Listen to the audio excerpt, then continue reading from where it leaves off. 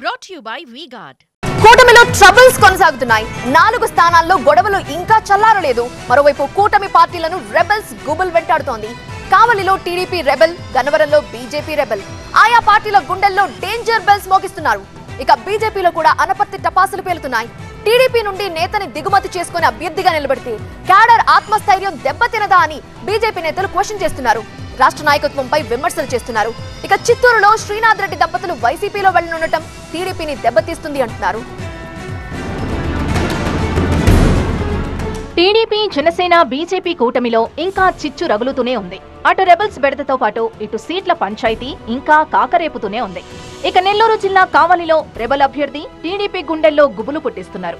Telugu Desam party తనకు ticket ఇస్తానని చెప్పి చివరి నిమిషంలో మోసం చేసిందని మండిపడ్డారు టీడీపీ రెబల్ అభ్యర్థి పసుపులేటి సుధాకర్. కావలి నియోజకవర్గంలో తనకు ప్రజల మద్దతుందన్నారు.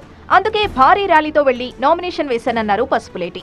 ఏ పార్టీని కూడా మాకు టికెట్ కావాలి, ఇవ్వాలి అని డిమాండ్ చేసింది అయితే నేను లేదు. ఎందుకంటే టికెట్ ఇక్కడ నాకు గెలిపించేవాళ్ళు ప్రజల మద్దతు ఉన్నంతకాలం పార్టీలని పోయి బతిమలాడి అడగాల్సిన అవసరం లేదని నాకు అనిపించి నేను ప్రజల్లో ఉన్నాను. ప్రజలే గెలిపిస్తాను.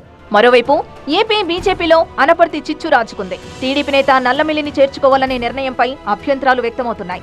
టీడీపీ నేత బీజేపీ తరపున పోటీ చేస్తే క్యాడర్ ఆత్మస్థైర్యం కోల్పోతారంటూ విమర్శలు వెల్లువెత్తుతున్నాయి. చంద్రబాబు చెప్పారని నల్లమిల్లికి బీజేపీ టికెట్ ఇస్తే ప్రజల్లో విశ్వసనీయత కోల్పోతామంటూ పోస్టులు పెడుతున్నారు కాషాయ నేతలు. ఈ అంశంలో ఏపీ బీజేపీ నాయకత్వాన్ని కూడా ఐవైఆర్ కృష్ణారావు, లక్ష్మీపతి రాజా ప్రశ్నించారు. ఇలాగైతే రాష్ట్రంలో బీజేపీ ఉనికి ప్రశ్నార్థకమవుతుందని లక్ష్మీపతి రాజా అంటే ఏపీ బీజేపీ దశాదిశ లేకుండా సాగుతోందన్నారు ఐవైఆర్. ఇక ఉమ్మడి చిత్తూరు జిల్లాలో టీడీపీకి భారీ షాక్ తగిలింది. మాజీ మంత్రి అమర్నాథ్ సోదరుడు శ్రీనాథ్ రెడ్డి, అనీషారెడ్డి ఈ నెల 25న సీఎం జగన్ సమక్షంలో వైసీపీ కండువా కప్పుకొనున్నారు. 2019 ఎన్నికల్లో పుంగనూరులో మంత్రి పెద్దిరెడ్డిపై టీడీపీ అభ్యర్థిగా పోటీ చేశారు అనీషారెడ్డి. మదనపల్లిలో శ్రీనాథ్ రెడ్డి దంపతులతో పెద్దిరెడ్డి, మిథున్ రెడ్డి సమావేశమయ్యారు. శ్రీనాథ్ రెడ్డి దంపతుల రాకతో పుంగనూరు, పలమనేరు నియోజకవర్గాల్లో టీడీపీపై ప్రతికూల ప్రభావం పడుతుందని పార్టీ వర్గాలు భావిస్తున్నాయి. ఇక టీడీపీ పోటీ చేస్తున్న గన్నవరంలో బీజేపీ రెబల్ అభ్యర్థిగా కొర్రపోలు శ్రీనివాసరావు నామినేషన్ దాఖలు చేశారు.